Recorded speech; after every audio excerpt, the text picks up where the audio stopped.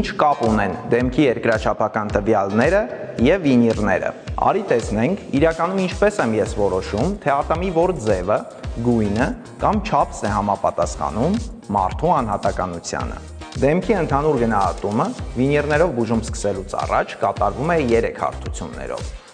Դեմքի վերին երրորդական, որը ներառում է ճակատ և հոնքեր, միջին երրորդական, աչքեր, քիթ և այտեր, և ստորին երրորդական,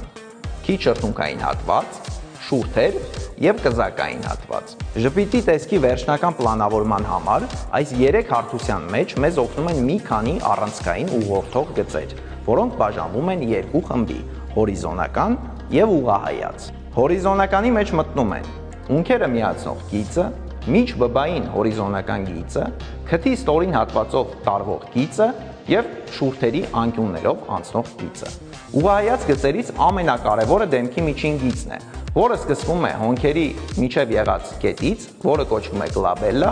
անցնում քթի ծայրով և ավարտվում կզակի կենտրոնական հատվածում։ Միայն այս բոլոր կետերը հաշվի առնելու և ճշգրիտ պրոֆեսիոնալ կերպով տիրապետելու պարագայում ես կարողանում եմ ստանալ յուրաքանչյուր անհատի համար չկրկնվող շքեղ արդյունք։ Վստահեք ինձ ձեր վերափոխումը։ Եղեք առողջ և հոգ տարեք ձեր մասին։